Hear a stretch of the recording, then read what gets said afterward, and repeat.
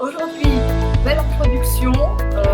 Effectivement, c'est un atelier juridique qui est organisé par .com. On traite de tous les sujets de copropriété qui vous intéressent. Et ce soir, eh bien, c'est pas un sujet anodin, c'est quand même celui qui remonte le plus de remarques, de commentaires, de messages que vous nous envoyez sur comment je peux régler le problème que j'ai avec mon voisin, problème entre guillemets, puisqu'on verra que ça touche beaucoup de sujets, et en collectivité, puisqu'on est en copropriété dans un immeuble, où on a des voisins à côté, au-dessus, en dessous, partout. Forcément, il se passe des choses. On est chez soi, on est dans ses parties privatives, mais on partage aussi un certain nombre de parties communes, et ça peut créer des litiges, des conflits, des problèmes en tout genre.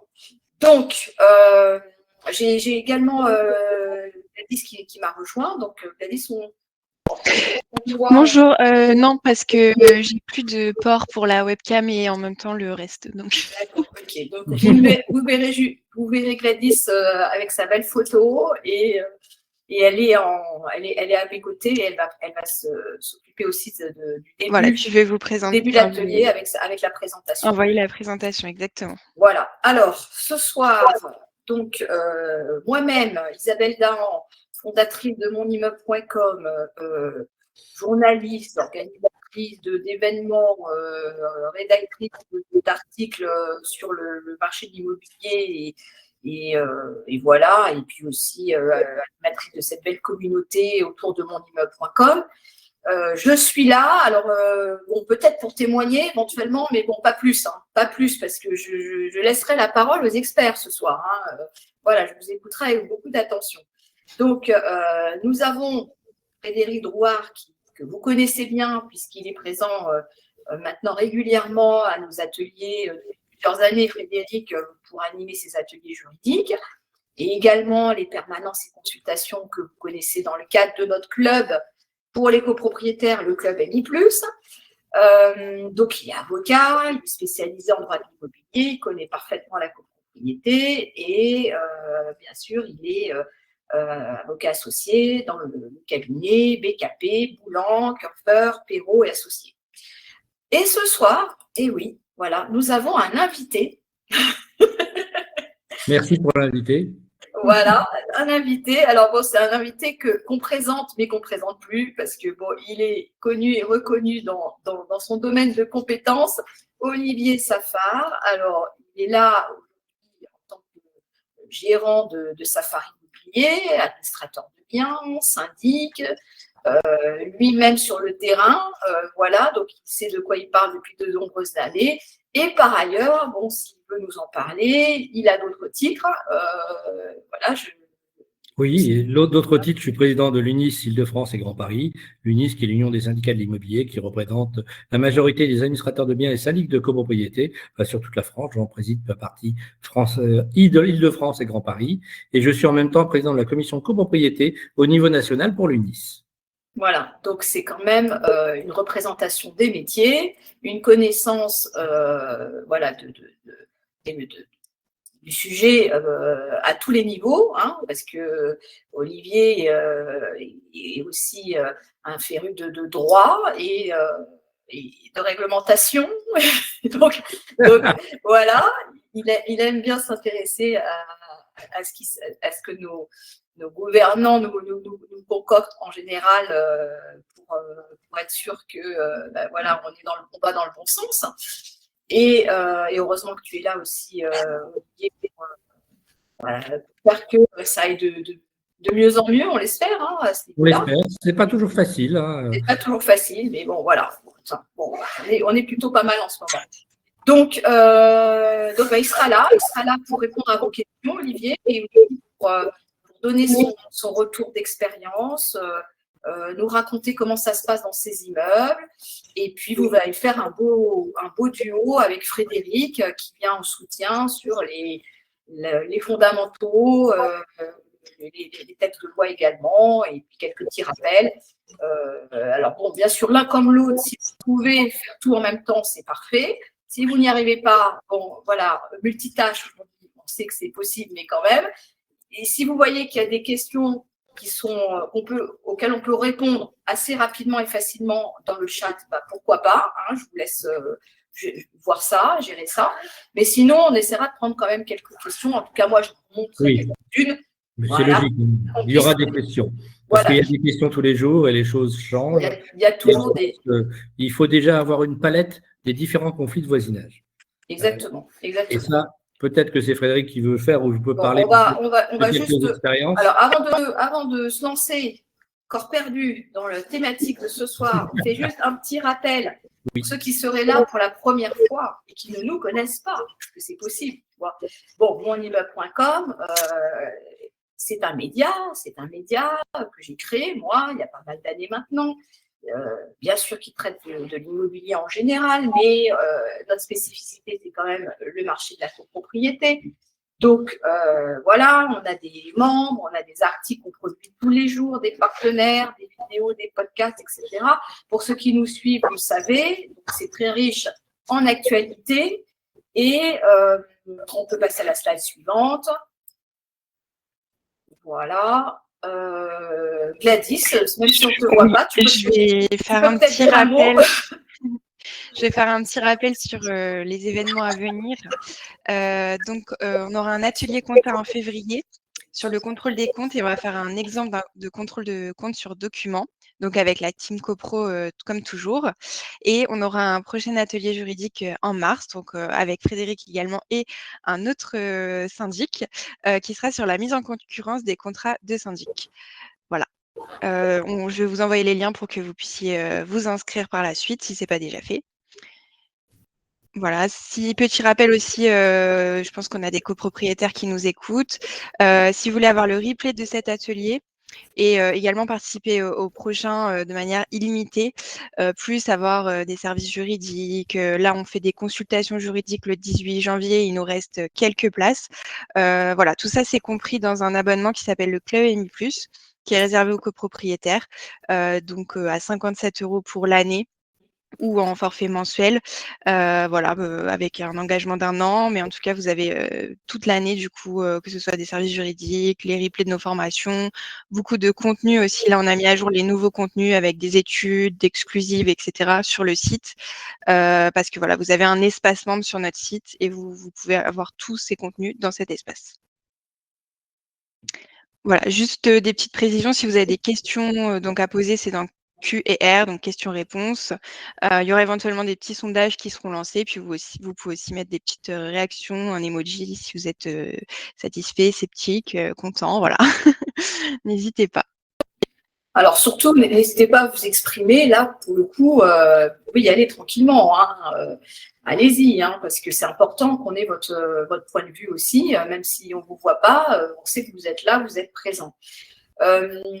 Oui, ce que je voulais dire aussi, c'est que, en petite précision, comme c'est le premier atelier juridique de l'année et qu'on est en bonne compagnie, donc on a décidé que ce replay serait ouvert à tous. Voilà, donc même si vous n'êtes pas encore membre du Club EMI+, vous pourrez retrouver ce replay dans notre chaîne YouTube, sur les réseaux sociaux, partout. Et Olivier, tu es d'accord pour apparaître un peu partout Il n'y a pas de difficulté. Voilà. À l'image, quand même, on pose la question. Voilà. On nous souhaite tous la bonne année. On est tous d'accord. On souhaite à tous une très grande année 2025. Plein de santé, plein de bonheur, mais surtout plein de réussite, tant personnelle que professionnelle, pour tout le monde. Et surtout de paix sonore, puisque la thématique du soir, c'est conflit de voisinage, et parmi les conflits de voisinage, le bruit est en haut de l'échelle. Alors moi, je dirais le mot qui réunit tout le monde, la sérénité. Voilà, soyons sereins. Donc, il faut de la paix, du calme et de la sérénité. Alors, petit rappel de ce dont on va parler ce soir. Donc, c'est un peu, il n'y a pas de drame très strict et rigide, évidemment, mais comme on sait, il faut quand même rappeler l'essentiel, de quoi il s'agit. Donc, il y a un cadre juridique, toujours. Ça, on part de là. Donc, il faut quand même connaître les règles. Bon, qu'est-ce qu'on peut faire, qu'est-ce qu'on ne peut pas faire? Quels sont les types de conflits? Qu'est-ce qu'on appelle conflit de voisinage? Voilà, donc qu'est-ce que ça regroupe exactement? Les causes, bon, bah oui, bien sûr. Qu'est-ce qui cause des conflits? Bon, ça, on peut aussi envisager ça. Qu'est-ce qu'on fait après pour les régler, ces conflits? Toujours la même histoire. Bah, et on peut peut-être essayer de communiquer un peu mieux, de se parler, faire de la médiation. Et si on n'y arrive pas, même en étant voilà, bienveillant et en ayant tout essayé, bah, est-ce qu'il y a quand même moyen voilà, d'autres méthodes, peut-être un peu plus brusques, mais bon, il faut quand même avancer. Prévention aussi, hein, c'est sûr. Et puis, voilà, qu'est-ce qu'on a dans notre panoplie pour gérer tous ces conflits. Voilà, une fois qu'on a dit ça, eh ben, on va enlever le partage. Alors, qu'est-ce que je peux faire pour que tout le monde apparaisse en mode paysage, je ne sais plus comment c'est. Modifier la disposition mosaïque. Voilà, ça y est. Ben, vous êtes maintenant, je vous vois tous en. C'est bien, c'est mieux. Donc, Gladys, tu veux rester encore un petit peu ou Oui, bon, voilà. Parce que si tu veux, Voilà, d'accord. Ok, d'accord.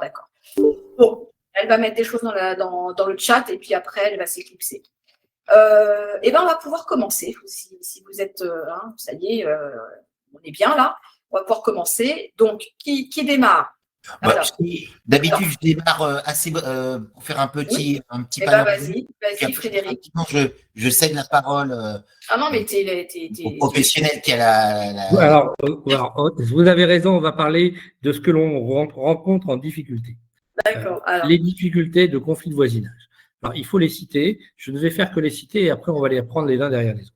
Le premier, c'est les conflits de voisinage avec des travaux réalisés dans un appartement en copropriété, sur des travaux soit privatifs, bien évidemment, soit des travaux privatifs, mais qui affectent des parties communes, avec des difficultés, parce que, bien évidemment, ils font du bruit, il y a des ouvriers, c'était pas prévu, personne n'a indiqué qu'il allait y avoir des travaux, ils utilisent bien évidemment l'ascenseur alors qu'ils ne devraient pas le faire, ils salissent la totalité de l'escalier, et le bruit commence le matin à 7h, alors que normalement, il ne devrait pas commencer avant 8h ou 8h30, suivant les différentes. Premier point. Deuxième point, ce sont des modifications que l'on a dans la vie et dans les façons de vivre. On a les points où il y a des conflits entre copropriétaires, c'est-à-dire celui qui habite au 5e étage, monsieur et madame s'engueulent, il ne faut qu'on s'engueule tous les soirs, j'en parlais tout à l'heure, et bien évidemment, la vaisselle vole dans tous les sens, le bruit en permanence et les engueulades, et les voisins d'à côté, du dessus et du dessous, se posent des problèmes permanents. L'autre conflit de voisinage, c'est ce qu'on a beaucoup eu là entre Noël et le jour de l'an.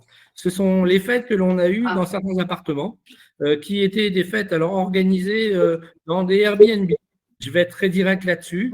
Certains avaient loué certains appartements assez grands de 3 ou 4 pièces pour faire des fêtes dans un immeuble tranquillement. Et ils sont arrivés bien évidemment à midi. Ils ont libéré le lendemain tranquillement, sauf qu'ils ont fait une fête d'enfer toute la nuit non-stop avec bruit, musique. Je ne parle même pas des pétards et autres substances alcooliques, mais bien évidemment des conflits de voisinage parce que le copropriétaire a loué bien évidemment son appartement à Airbnb ou mis à disposition dans un certain cas. On a ensuite des problèmes de type religieux. Je sais qu'on a, dans certains cas, certaines fêtes dans lesquelles il y a des modifications, il y a des accès différents, il y a des conflits de voisinage parce que certains, c'est la fête, c'est une grande fête ce soir-là, il y a du monde, ils chantent, c'est très sympathique, mais ça embête les voisins qui ont un examen à passer le lendemain, pour les enfants par exemple. Donc ça, ce sont des points que l'on a tous les jours. Et on a d'autres points de conflit de voisinage qui sont en réalité des conflits parce qu'on n'aime pas son voisin, parce qu'on est jaloux du voisin, parce qu'on se rend compte que le voisin, lui, paye toujours en retard ses charges et que de l'autre côté, nous, on est toujours à jour et que lui, il en profite et nous pas. Donc ça, on a ces difficultés-là de conflit de voisinage. Et puis le point habituel, c'est celui qui a son jardin. C'est un jardin accessible qui est une partie commune, mais à jouissance privative. Et bien évidemment, il a mis un barbecue en plein milieu. Et tout l'été, il fait des grillades et des barbecues, ce qui fait qu'il y a des odeurs et des fumées partout. Enfin voilà, on peut en citer beaucoup. Il y a beaucoup de cas. Frédéric, il y en a peut-être d'autres que tu as vu peut-être un peu plus, ou un peu plus juridiques en tout cas. Alors, effectivement, bon, les cas… Alors, dites-nous on est en visio, hein, donc on peut se permettre, dites-nous dans le chat si vous avez rencontré vous aussi ce genre de problème dans votre immeuble, voilà, et comme ça on verra ceux qui reviennent le plus souvent dans le chat. Bah, n'hésitez pas, vous pouvez y aller. Hein. Alors effectivement, Olivier a brossé les principaux troubles de voisinage, j'allais dire, qui sont internes à la copropriété, parce que de manière générale, on peut scinder les troubles de voisinage en deux catégories, les troubles qui sont internes à la copropriété et les troubles qui sont externes à la copropriété. Les troubles internes à la copropriété, il y a le bruit, il y a les odeurs, il y a les comportements, les manques de civilité des uns et des autres. Olivier les a brossés très rapidement, mais assez complètement, tout compte fait, et avec effectivement cette petite particularité de fin d'année, de fin d'année. Alors, comme on le fait au cours de nos ateliers juridiques, on a coutume de citer les articles qui concernent la thématique du soir. Alors, concernant les troubles de voisinage, vous regarderez à troubles de voisinage, il n'y a pas d'article tant de la loi du 10 juillet 65 que le décret du 17 mars 1967, et tous leurs modificatifs qui ont eu lieu au cours des années, qui concernent la notion de trouble de voisinage. Tout au plus, on peut se référer aux articles 8 et 9 de la loi de 65. Alors, l'article 8, je vais vous lire juste le départ. Enfin, l'article 9, je commence volontairement par l'article 9. Article 9. Chaque copropriétaire dispose des parties privatives dans son lot. Il use et jouit librement des parties privatives et des parties communes sous la condition de ne porter atteinte aux droits des autres copropriétaires ni à la destination de l'immeuble. Si vous voulez, c'est un peu la clé de voûte de la notion de bon comportement en copropriété. Et puis, vous avez l'article 8 qui nous dit « Un règlement conventionnel de copropriété, incluant ou non l'état descriptif de division, détermine la destination des parties tant privatives que communes, ainsi que des conditions de leur jouissance. Le règlement de copropriété ne peut imposer aucune restriction aux droits des copropriétaires en dehors de celles qui seraient justifiées par la destination de l'immeuble, etc., etc. » Donc, la notion de base, c'est qu'un copropriétaire, dans ses parties privatives, peut faire ce qu'il veut, et là, quand on a dit ça, on n'a évidemment pas tout dit, à condition de ne pas porter atteinte à la tranquillité de ses voisins. Alors aujourd'hui, la thématique, ce sont les troubles de voisinage, mais c'est vrai que on a aussi abordé d'autres questions selon lesquelles, notamment, un copropriétaire ne peut pas faire tout type de travaux dans son appartement. À partir du moment où les travaux toucheraient les parties communes, c'est l'article 25B de la loi, il doit demander des autorisations à l'Assemblée générale, etc. Mais pour se recentrer sur la thématique de ce soir, effectivement, des gens ont tendance à oublier vivre en copropriété, c'est vivre en immeuble collectif. C'est très redondant et c'est une tautologie, ce que j'indique, mais faut pas l'oublier. Ce n'est pas un habitat individuel, ce n'est pas un pavillon. Voilà. Donc, alors quand on est habitant en pavillon, on peut aussi causer des troubles de voisinage à son voisinage immédiat, mais là en copropriété, j'allais dire, c'est d'autant plus vrai. Alors effectivement, on a les deux catégories, les troubles internes, donc les odeurs, les bruits, etc. Puis vous avez les troubles externes à la copropriété. Ceux-là, on peut les aborder aussi. Ce seront les troubles, par exemple, que des occupants d'une copropriété vont avoir par rapport à un fonds voisin. Alors, ça peut être un immeuble collectif voisin, une autre copropriété, ça peut être une maison individuelle, mais ça peut également être une administration, c'est-à-dire une école et autres. C'est ce bâtiment qui serait à côté peut causer des troubles de voisinage.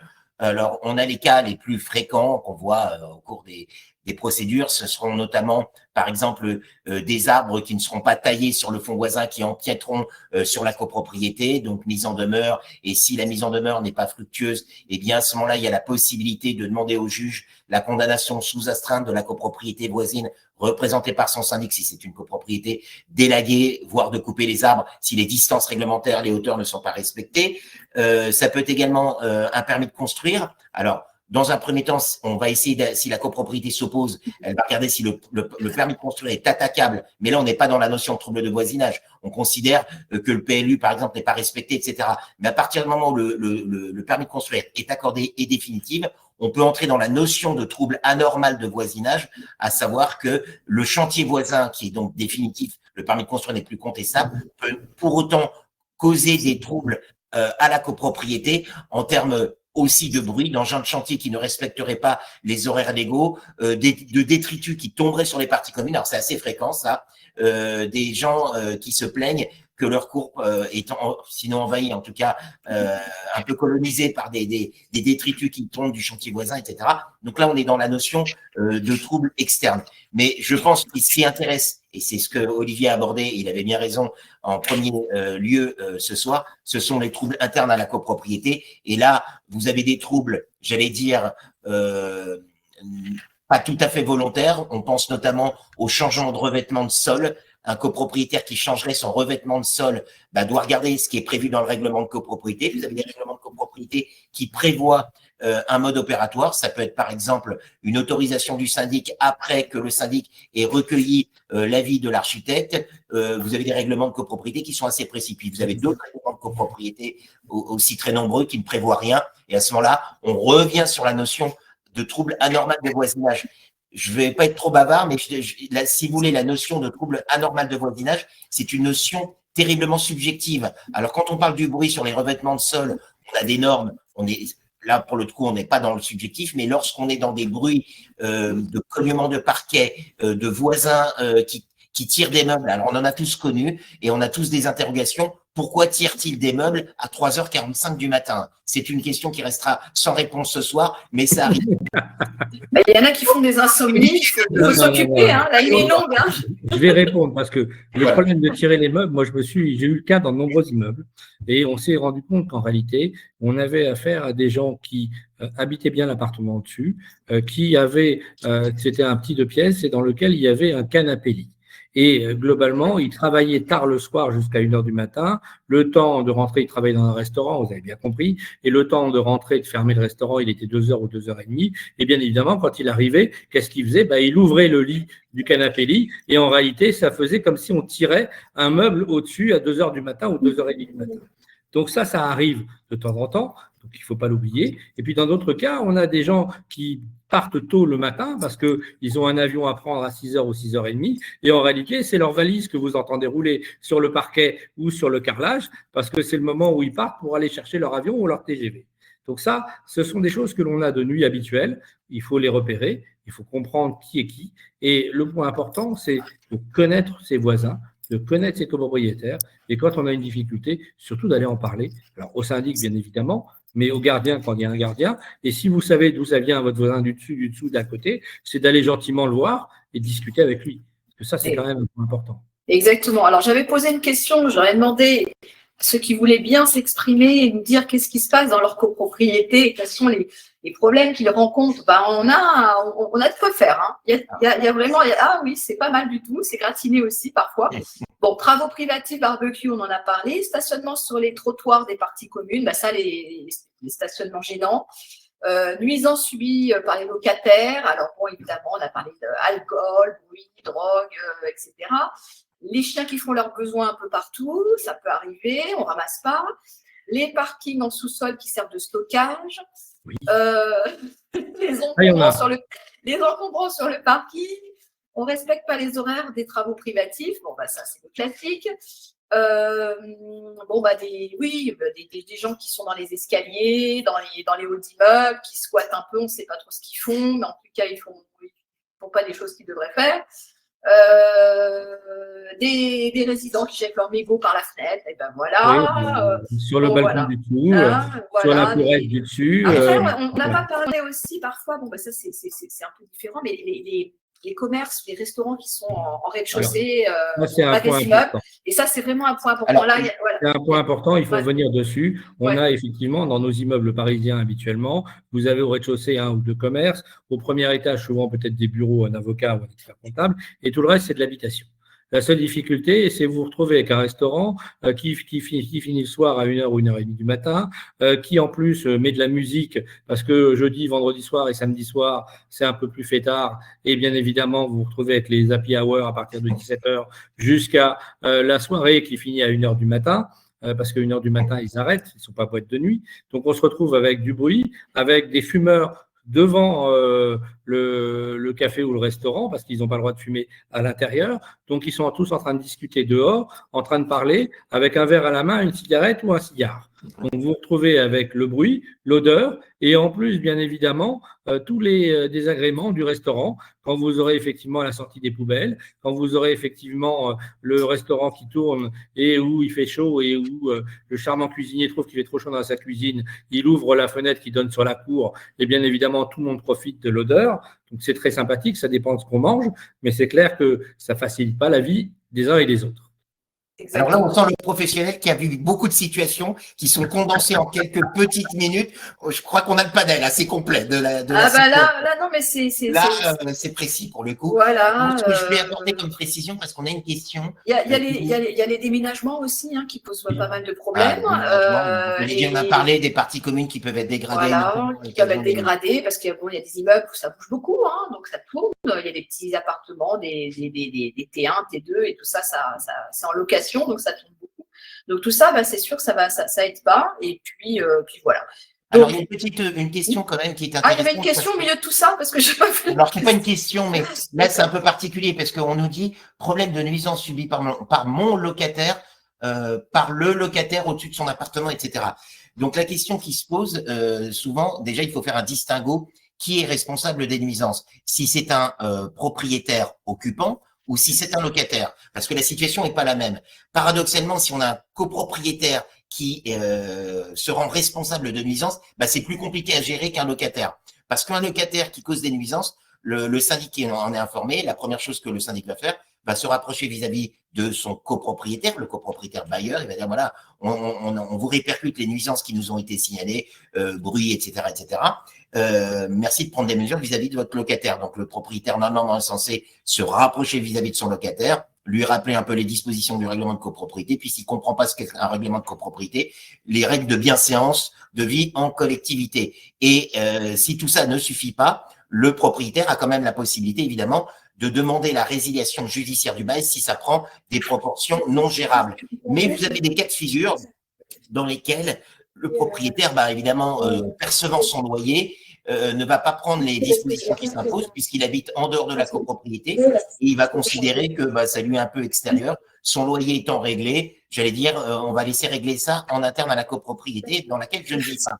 Alors, dans ce cas-là, effectivement, le syndicat des copropriétaires dispose de ce qu'on appelle une action oblique, c'est-à-dire que le syndicat des copropriétaires se substitue au bailleur qui est défaillant pour entrer en contact avec le locataire et ça peut aller évidemment jusqu'à la résiliation du bail. Souvent, on nous dit « Ah ben non, le syndicat ne peut pas le faire ». Si, le syndicat peut saisir le tribunal pour demander la résiliation du bail. Dans ces cas-là, j'ai eu des procédures évidemment comme ça, où on assigne au nom du syndicat des copropriétaires en résiliation du bail. Et moi, j'ai tendance à mettre dans la cause évidemment le copropriétaire qui est déficient parce que voilà.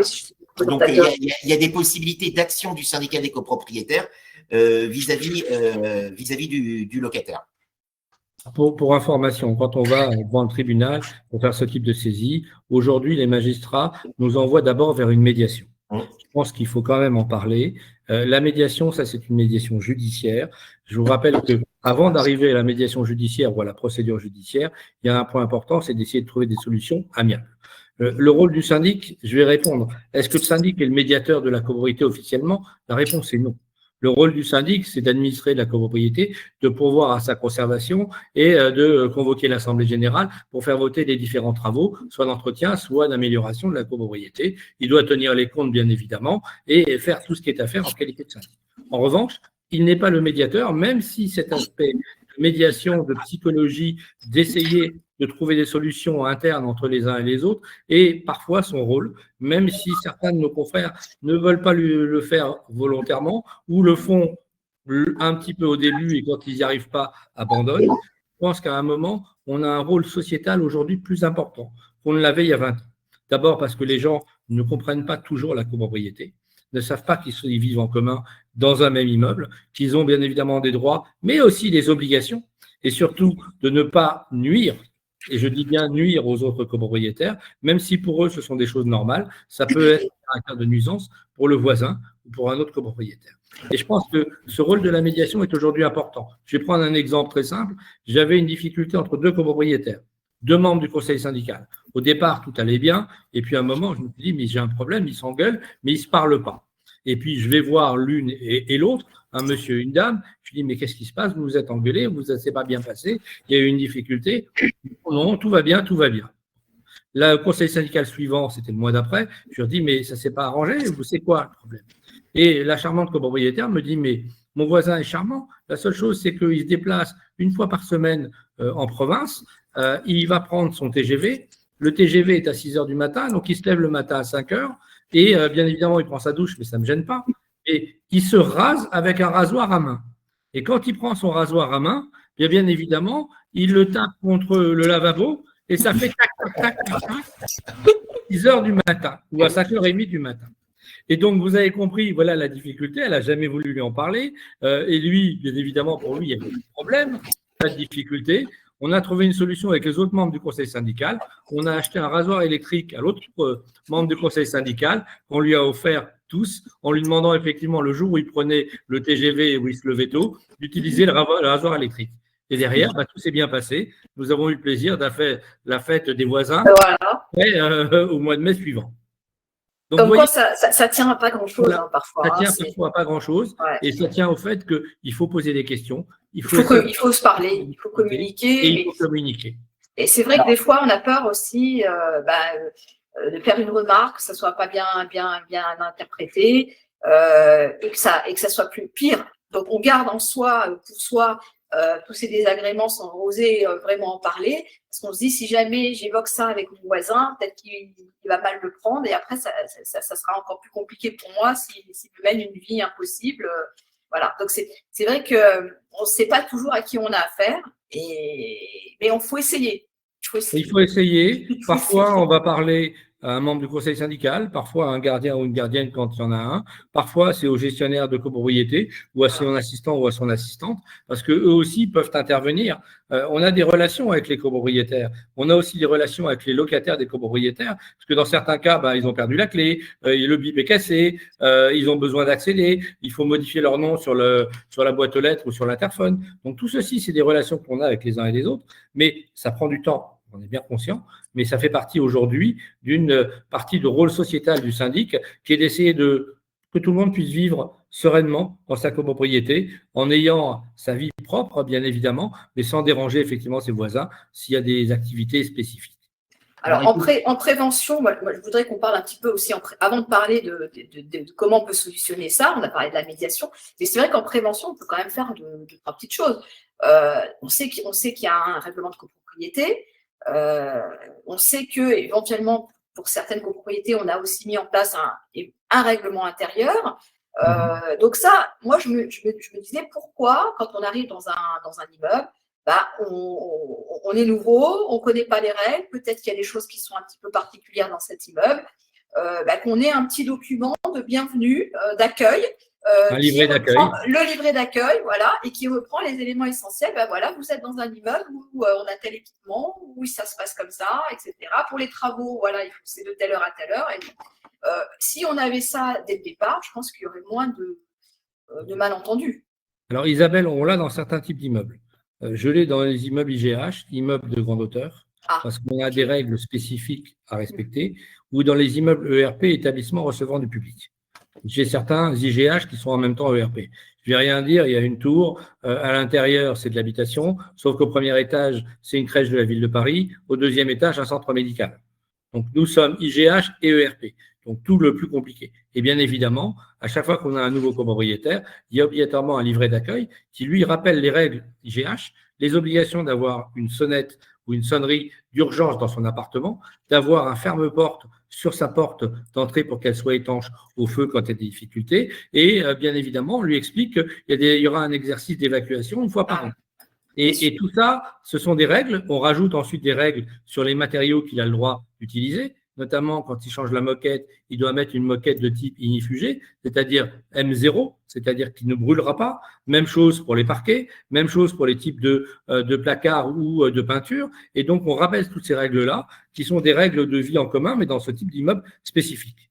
Et puis, j'ai d'autres immeubles où il y a quand même un livret d'accueil. C'est le conseil syndical qui nous a préparé le livret d'accueil en disant, mais il faut qu'on puisse leur donner les informations. Et on a fait une liste avec le conseil syndical. Voilà, donc pour ceux qui se poseraient la question, c'est possible. Bon, alors est-ce qu'il y a des modèles qui existent? Je pense que Je pense qu'on doit pouvoir trouver ça. Alors, ça... on est, à l'UNIS, on est en train de le remettre en place. Ah, super. Parce que c'est un point qui existait il y a une trentaine d'années et qu'on avait gardé en réalité que pour les IGH. Et aujourd'hui, on est en train de repréparer un modèle de livret d'accueil qu'on va envoyer à tous nos confrères. Ils auront juste effectivement à reprendre les différents points, mais à le remplir, parce que c'est en fonction de l'immeuble chaque fois. Mais il y aura les différents points qui apparaîtront. Et si vous avez des immeubles spécifiques du type IGH ou ERP, avec les points importants qu'il faudra rappeler, ça permettra à tous de se dire, ben voilà, j'ai un problème, j'ai une fuite d'eau, comment je dois faire ma déclaration, je m'installe, il y a des boîtes aux lettres, il y a un interphone, il faut que je fasse changer mon nom, comment ça marche, etc. Et tout ça, c'est quand même des points importants qu'il faut indiquer aux nouveaux copropriétaires quand ils arrivent dans un immeuble. Voilà. Oui, mais Frédéric. Alors, oui, si, parce que là, on parle ce qui est très important, les troubles de voisinage qui résultent de comportements individuels.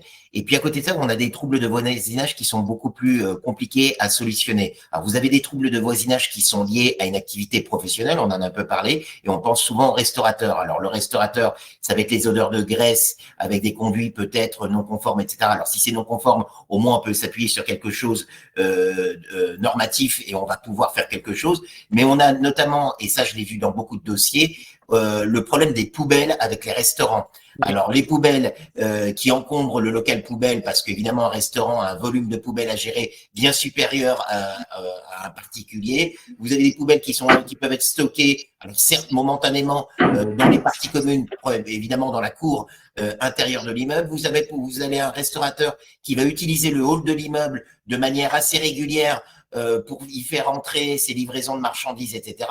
Vous avez ces problématiques. Alors, comme c'est lié à l'activité professionnelle, c'est aussi un autre traitement de la difficulté. Un autre cas auquel je pense et qui est aussi difficile à gérer, ce sont toutes les locations. Évidemment, là, depuis quelques années, on en parle énormément. Ce qui est dit Airbnb, donc location meublée de courte durée. Donc, ces locations meublées de courte durée sont aussi génératrices de nuisances importantes parce qu'effectivement, ce que reprochent les habitants, les occupants, pas forcément que les copropriétaires occupants, les locataires également, ce sont les codes d'entrée qui circulent de main en main. Le hall d'entrée, bah, pour le coup, c'est un véritable hall de passage où la sécurité n'est plus assumée. Des gens qui restent 24 à 48 heures, donc qui ont des comportements qui peuvent être déviants en termes, notamment, on est à Paris, ville lumière, etc. Et on organise des fêtes à n'en plus finir. Sauf que leur fête à eux, c'est 24 à 48 heures, mais qu'une fois qu'ils sont partis, c'est réitéré, et que la vie des occupants est difficile. Donc, toute cette problématique de location courte durée, c'est quelque chose qui n'existait pas. Alors, vous avez des règlements de copropriété qui maintenant prennent en compte cette donnée, ce qui n'était pas le cas évidemment sur des règlements de copropriété beaucoup plus anciens. Et je pense, sans que ce soit exhaustif bien évidemment, à une troisième difficulté qui est plus rare mais qui existe, c'est le côté cultuel. Alors Olivier en a un petit peu parlé du côté cultuel, notamment de fêtes, etc.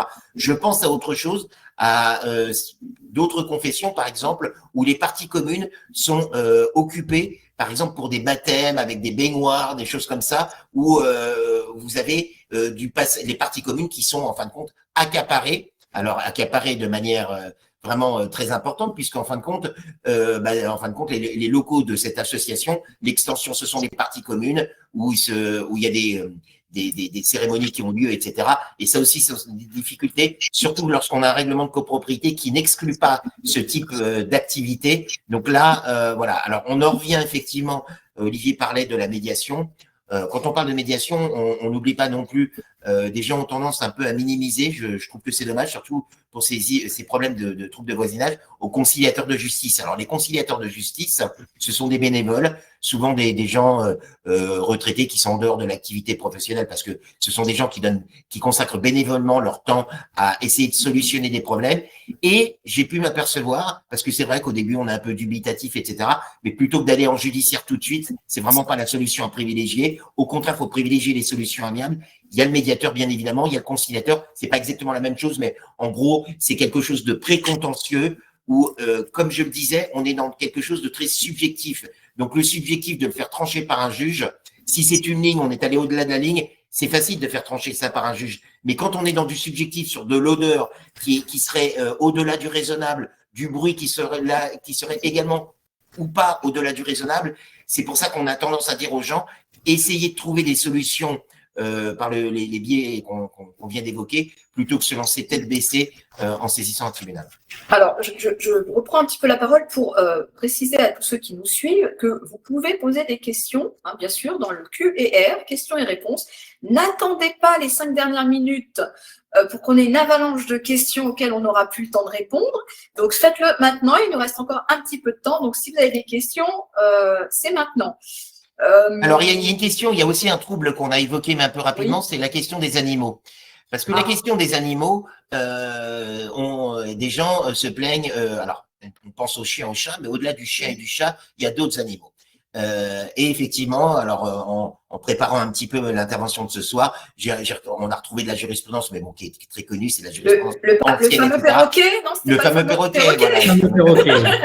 Le fameux perroquet, voilà. Le fameux perroquet, et donc effectivement, des clauses de règlement de copropriété qui interdiraient aux copropriétaires de détenir un animal sont réputées non écrites. Faut bien en avoir conscience, parce que c'est vrai qu'on a été questionné. Alors, dans le cadre de mon immeuble, j'ai eu des gens qui, dans le cadre de leur abonnement, ont rencontré ce genre de nuisance et voulaient carrément faire voter en assemblée générale l'interdiction stricte de toute détention de quelque animal de compagnie qui soit. Alors, j'ai notamment eu quelqu'un qui m'a appelé par le biais de mon immeuble, mais là, c'était un petit peu particulier. C'était un reptile qui s'était échappé dans les parties communes. Donc là, je comprends qu'il y a eu une certaine nervosité au niveau de l'immeuble, mais on est dans un cas un peu particulier. Mais si on en revient à des choses plus classiques, oiseaux notamment, c'est vrai que des oiseaux qui seraient installés sur un rebord de fenêtre et qui toute la journée, c'est vrai que gazouille, mais je pense qu'à un moment donné, c'est un peu un restaurant aussi fameux, soit le restaurant. C'est vrai que des odeurs de cuisine qui remonteraient, et voilà. Ouais, ça c'est le classique. Hein. C'est moi, classique. j'avais eu un autre classique sur les animaux, c'est que j'ai eu un vétérinaire au rez-de-chaussée d'un immeuble. Pour information, le vétérinaire chirurgien en même temps, donc il recevait, il avait une salle spécifique où il pouvait garder les animaux 24 heures ou 48 heures. Pourquoi? Parce que quand il les opérait, quand il faisait certaines choses, il devait effectivement surveiller et vérifier les choses. Et dans certains cas, la nuit, il y avait du bruit, il y avait des aboiements ou des hurlements pour certains parce que les animaux avaient mal, même si effectivement ils avaient eu les produits pour les calmer, mais qu'au bout d'un moment, ils sortent et on se retrouve avec des difficultés. Et une deuxième difficulté, en réalité, ça a été le fait que tous les animaux venaient voir le vétérinaire. Et on n'a pas eu que des chats, des chiens ou des canaris ou des perroquets, mais on s'est retrouvé bien évidemment avec des serpents, avec des iguanes, avec le hamster, c'est habituel, mais même certains sont venus avec des espèces de félins qui étaient autre chose qu'un chat. Je ne sais pas comment ça s'appelle, mais c'était un très gros chat, mais un peu sauvage, on va dire ça comme ça, et qui ont posé problème, voilà. Le furet. Les furets, voilà. Et donc, on se retrouve avec des difficultés face à ce type d'animaux qui pourtant ne sont pas interdits, mais qui posent problème quand ils s'échappent ou quand il y a des hurlements. Ouais, c'est clair. Moi j'avais eu quelqu'un aussi qui s'était plaint parce qu'on avait, il avait un voisin qui voulait décorer les parties communes. Il trouvait que c'était un peu tristouné, je sais pas, ça lui plaisait pas. Donc, il avait accroché des… Je ne sais pas si tu te rappelles de Frédéric, je crois qu'on avait eu ça dans le cadre des consultations. Il avait accroché des tableaux à son étage. Et c'était peut-être des natures mortes ou je ne sais pas. Bon, voilà. Alors là, juridiquement, j'allais dire, on dédie un petit peu, on n'est plus forcément sur le trouble anormal de voisinage, on est quand même sur… on accapare des parties… voilà, mais lui, pour lui, c'était pour faire plus joli. Voilà. Et donc, effectivement, il y a eu des plaintes en tout cas des voisins de l'étage qui on lui a demandé d'enlever ces tableaux et il ne voulait pas. Donc, alors, on a parlé des troubles internes à la copropriété assez largement, les bruits, les odeurs, etc., qui peuvent émaner de comportements individuels, collectifs, restaurants, etc., activités culturelles. On a parlé également des troubles externes à la copropriété. Voilà. Il y a aussi un autre trouble qui peut provenir des parties communes. On a tendance à l'oublier. Un copropriétaire peut être victime de ce qu'on peut considérer comme étant un trouble anormal de voisinage Exemple, un ascenseur qui n'est pas entretenu, qui causerait trop de bruit, des conduits d'extraction qui n'ont pas été entretenus, il y a de la jurisprudence là-dessus, qui causeraient des troubles individuellement aux copropriétaires concernés. Alors l'ascenseur, c'est plus fréquent, suivant le positionnement de l'ascenseur, etc. Vous pouvez avoir des gens qui se plaignent de bruits anormaux. Donc là, évidemment, l'interlocuteur, le potentiel responsable, c'est le syndicat des copropriétaires. J'allais dire là, c'est plus facile à gérer dans la mesure où, effectivement, s'agissant d'un élément d'équipement collectif, un ascenseur, effectivement, le copropriétaire signale la situation à son syndic, lequel va faire les études, vote en assemblée générale, etc., etc. Mais c'est aussi un trouble de voisinage, cette fois-ci, qui ne prévient pas d'un occupant vis-à-vis d'un autre occupant de l'immeuble, mais d'une partie commune qui affecte un occupant. Voilà. Exactement. Alors, bon, pour les quelques minutes qui nous restent, on va quand même parler un petit peu de l'action en justice. Il faut quand même évoquer, malheureusement, cette dernière option. Là, on nous demande l'action en justice est-elle faite par le syndicat des copropriétaires ou seulement par le ou les copropriétaires lésés qui sont concernés par les nuisances en quelque sorte. Alors, elle est compliquée et Frédéric va nous expliquer tout ça. Alors, allez, Frédéric. Merci Olivier. Alors, c'est une question pour toi, ça. C'est-à-dire que là, je peux répondre en tout cas partiellement par quelque chose qui est très frais, si j'allais dire, puisque c'est la problématique de la nuit dernière qui m'a été signalée ce matin. À savoir que dans un appartement qui est loué, qui appartient à une SCI, donc la SCI, effectivement, les associés de la SCI ne résident pas sur place, et la grosse nuisance, et ça aussi on le voit dans des dossiers, il y a une activité de prostitution qui est déployée dans ces locaux. Donc la nuit dernière, ce qui s'est passé, c'est que l'occupante, on va appeler l'occupante de l'appartement, se livrait à son activité, un client mécontent, débraillé, coups, violences, des gens qui entraient dans leur appartement qui ont été agressés, etc., d'autres insultés. Donc là, on peut commencer à considérer qu'on a un préjudice collectif. Donc on peut considérer que le syndicat des copropriétaires peut déposer plainte collectivement au commissariat de police dans un premier temps et effectivement parallèlement se rapprocher du propriétaire du lot pour l'informer de la situation en lui disant que effectivement pénalement il est aussi responsable de laisser en toute connaissance de cause se déployer dans ces locaux une activité évidemment prohibée telle que la prostitution. Maintenant, l'action en justice, si c'est un copropriétaire qui est victime individuellement d'un trouble anormal de voisinage et que ce trouble est subi individuellement par cet occupant, on dit copropriétaire mais pas simplement, je préfère dire sous le vocable occupant de l'immeuble, eh bien cet occupant de l'immeuble peut intenter une action individuellement contre celui ou celle qu'il considère comme étant responsable de son trouble individuel. Il faut que le préjudice sinon soit subi collectivement par le syndicat des copropriétaires. Alors, dans un souci de conciliation, médiation, etc., on peut s'ouvrir de la difficulté avant de s'adresser peut-être au syndic, c'est de s'adresser aux membres du conseil syndical et essayer de trouver un terrain d'entente, si on peut utiliser le mot. Et effectivement, quand toutes les voies amiables se sont révélées stériles, la seule possibilité, c'est de saisir les tribunaux. Mais ce dont on s'aperçoit en saisissant les tribunaux, c'est que les tribunaux sont pas très à l'aise avec ces notions, parce qu'encore une fois, on est dans le subjectif.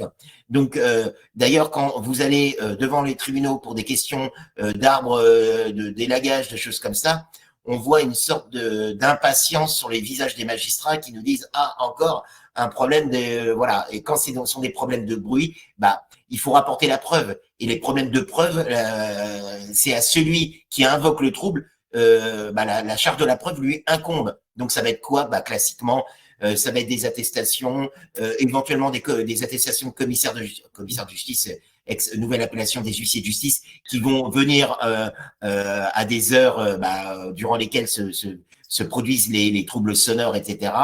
Et puis, muni de tout ça, on va essayer d'obtenir une décision. Mais ce qui est compliqué, c'est de quoi demander au juge. Alors, évidemment, on veut que ça s'arrête. Ça, c'est certain. Mais dans le dispositif d'une assignation, il faut quand même l'articuler d'une certaine manière pour disposer d'une décision qu'on pourra mettre à exécution. Et s'agissant de troubles de jouissance, c'est pas ce qu'il y a de plus aisé à mettre en place. Mais judiciairement, il y a des actions qui se passent donc devant le tribunal judiciaire du lieu de situation de l'immeuble. Voilà.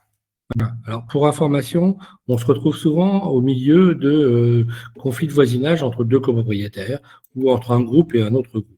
Et souvent, on se retrouve avec des avocats qui assignent en même temps le syndicat des copropriétaires, alors que les troubles de voisinage ne concernent que des copropriétaires. Donc souvent, ils veulent mettre au milieu le syndicat des copropriétaires pour que le syndicat des copropriétaires d'abord soit informé, mais qu'ensuite ils se défendent, ou ils défendent l'une partie par rapport à l'autre. Et ça, c'est une difficulté parce qu'on se retrouve au milieu en train de gérer les copropriétaires de droite et de gauche qui sont copropriétaires les deux, qui ont des difficultés parce qu'ils ne se parlent pas, parce qu'ils n'ont pas voulu que l'on discute ou qu'on avance. Et en plus, le syndicat des copropriétaires va se retrouver à payer des frais de procédure, des frais d'avocat pour un dossier dans lequel il n'est pas partie prenante.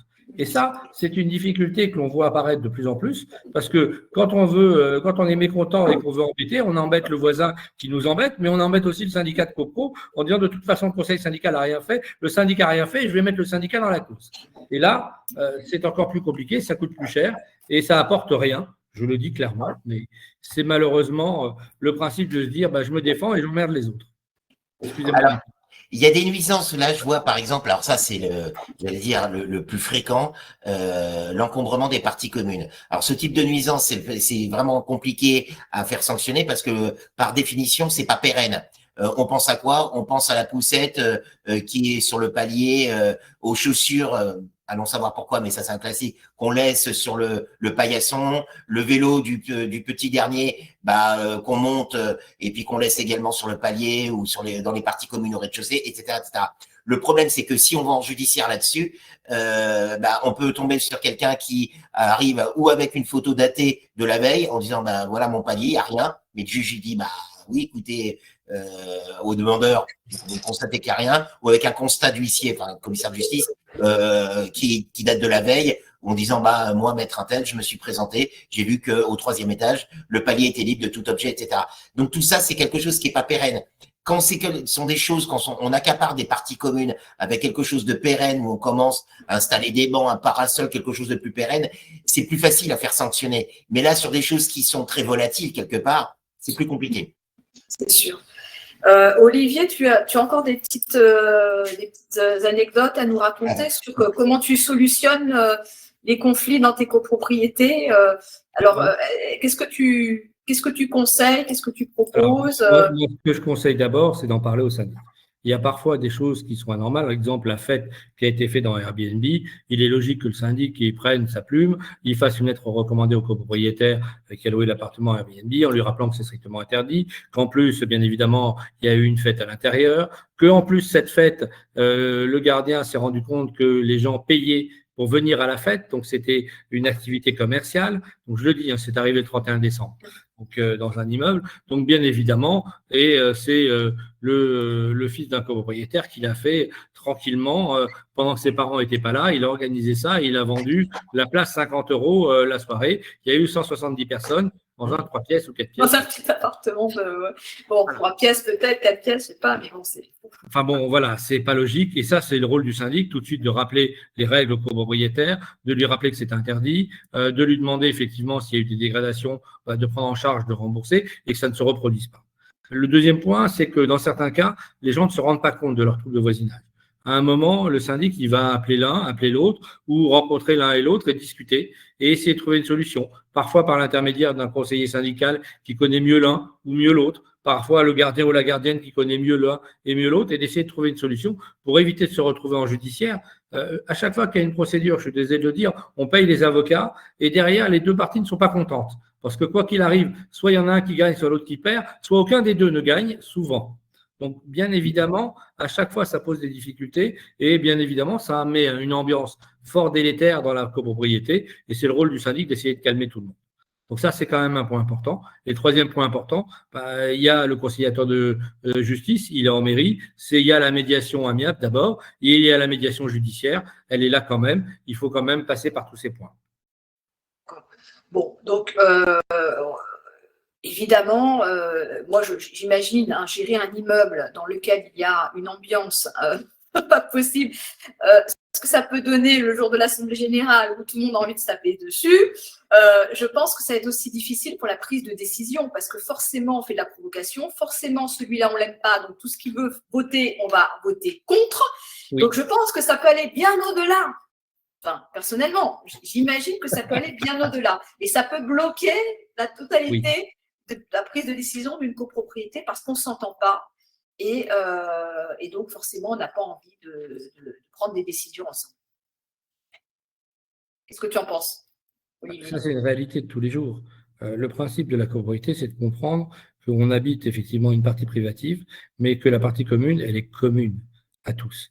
Et que le but du jeu, c'est de vivre en bonne harmonie avec ses voisins. Quand on fait des fêtes, des travaux, des choses comme ça, c'est de prévenir, de s'organiser, de prévenir s'il y a du bruit ou pas, parce que ça peut arriver de temps en temps. Hein. On peut très bien avoir l'anniversaire d'un enfant à un moment ou l'anniversaire de quelqu'un. On prévient, on analyse, on s'excuse, on organise des choses. Ça peut se faire, mais ça se fait toujours en ayant prévenu, en organisant les choses et en faisant de concert avec nos charmants voisins pour éviter soit de les embêter. Dans certains cas, on les invite.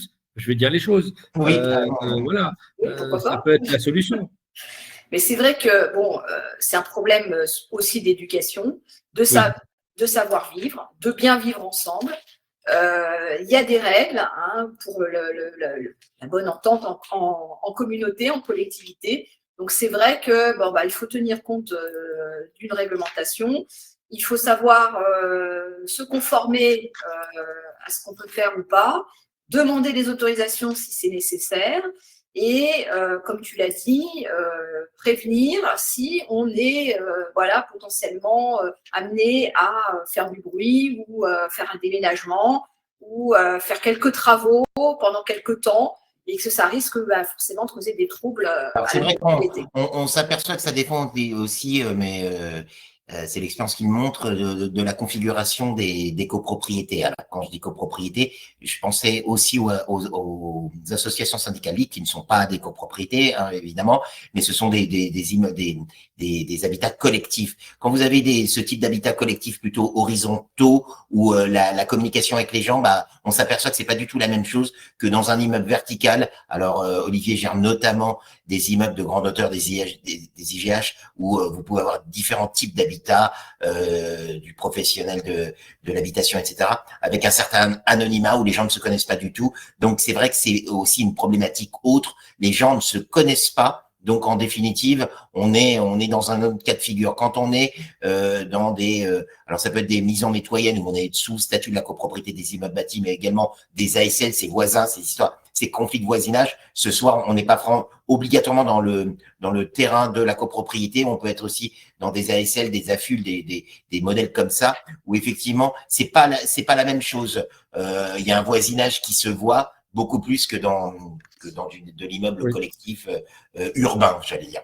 Alors, nous avons souvent informé le conseil syndical en disant qu'il y avait un rôle sociétal et qu'il y avait ce qui a été créé à un moment, qui est la fête des voisins.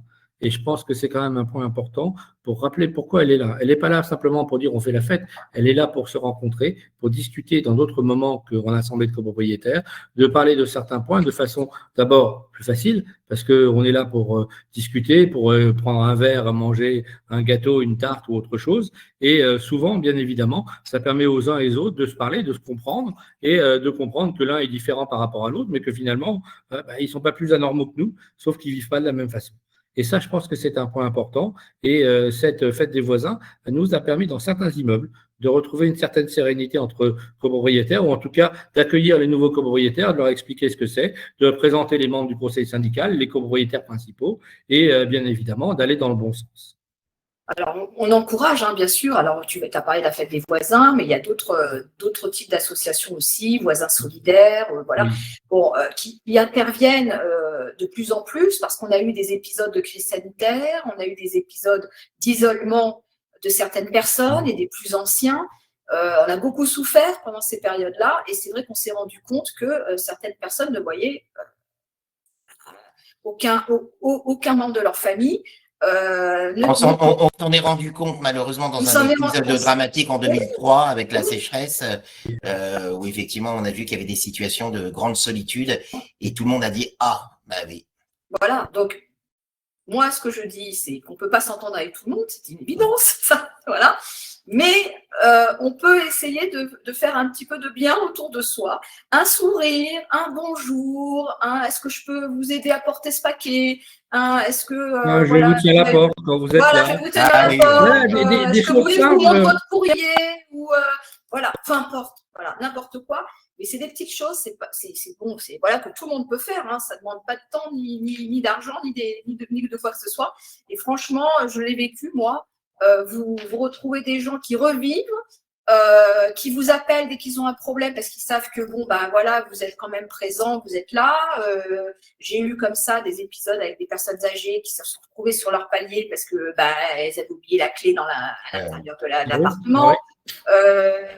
Parfois bon d'autres choses. Donc je pense que vous pensez à la personne qui vit complètement isolée en Lozère avec la première maison voisine à 30 minutes de marche. voilà. Il doit arriver sans celui-ci de temps en temps au bonheur de vivre en copropriété avec il me manque du sel, il me manque quelque chose. Parce que non, mais c'est vrai qu'on a le droit aussi de prendre les choses un peu de manière. Ce soir, on n'a vu que le côté négatif de la copropriété. Mon Dieu, on n'a parlé que de ce qui fâche, de tout ce qui nous ennuie, de tout ce qui nous embête au quotidien et qui nous pourrit la vie parfois. Mais il y a aussi des bénéfices à vivre en copropriété. Et c'est pour ça que le code de la copropriété, c'est tout ça, pour essayer de vivre bien ensemble. Voilà. Donc, il faut trouver un juste équilibre et le mot de la fin, c'est voilà, soyez raisonnables. Hein, sérénité. Sérénité. Voilà. Sérénité, et puis voilà, on apprend des autres aussi, on s'enrichit en communauté. C'est toujours intéressant de savoir qu'on peut toujours demander un service à un de ses voisins si on est dans les tracas.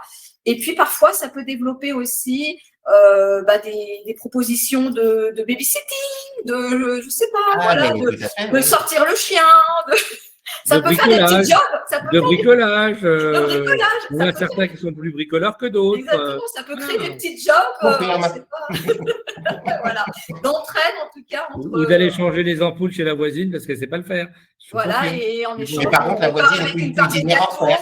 Et la voisine nous a fait un gâteau au chocolat. Voilà, et une cuisinière en fer, oui, tout à fait, c'est ça. Donc voilà, on vous a donné des idées. Maintenant, il n'y a plus qu'à les appliquer, les mettre en œuvre. Et j'espère que vous allez tous passer une très belle année 2025 et que ça se passera en tout cas peut-être mieux pour certains dans vos immeubles et que ça continuera à bien se passer parce que voilà, il n'y a pas de fatalité. Donc, il y a des immeubles où ça se passe très bien. Donc, voilà, on vous remercie tous les deux d'avoir échangé, donné comme ça un petit peu de ce qui se passe dans vos quotidiens. Et puis, on n'a pas eu énormément de questions, mais je pense que c'était vraiment le ressenti qui était là et en disant mais qu'est-ce qu'on peut faire, on vit tous la même chose, c'est compliqué, voilà, c'était un petit peu ça et j'espère que ça vous a plu. Bon voilà, écoutez, pour ce premier atelier on est très content de vous avoir eu et puis le replay bien sûr vous l'aurez à votre disposition et puis si vous avez d'autres questions par la suite vous nous les envoyez, Frédéric se fera un plaisir de vous répondre. Et puis, Olivier, je sais qu'on va se retrouver tout au long de l'année pour des tas d'événements, des tas de choses auxquelles tu participes et moi aussi. Et puis, c'était un vrai plaisir de t'avoir avec nous ce soir. Voilà, merci beaucoup. Le plaisir a été partagé en tout cas. Merci à Frédéric pour toute la partie plus juridique et procédurale, mais c'est vrai qu'il y en a et il faut quand même en parler. Même si ça arrive malheureusement et qu'ensuite le résultat ne fait plaisir ni aux uns ni aux autres. Je le dis. C'est normal. Je remercie Olivier de sa présence parce qu'effectivement, c'est la plus-value de ces ateliers depuis la saison dernière, j'allais dire, d'avoir un professionnel qui, effectivement, étant sur le terrain, rapporte ce qui s'y passe tout simplement. Voilà, particulièrement au regard des années d'expérience. Voilà. Et oui. Mais année d'expérience, ce n'est pas un gros mot, c'est l'expérience. C'est sûr. Autant faire profiter le plus grand nombre. C'est ça, le but. Voilà, c'est notre mission à tous, d'informer et d'être là pour solutionner et apporter une belle gestion de nos immeubles. Voilà. Alors, c'est tout ce qu'on peut vous souhaiter. Bon, eh ben, on a eu quelques applaudissements. Voilà. Merci, Donc, très gentil, merci. merci à tous. Merci pour les applaudissements. Et puis, je vais clôturer cet atelier, voilà, si vous le voulez bien. Et on se dit à la prochaine. À la prochaine. Dans Merci. l'école, Bonne journée à tous. Merci, À au bientôt. revoir à tous. Au revoir tout le monde.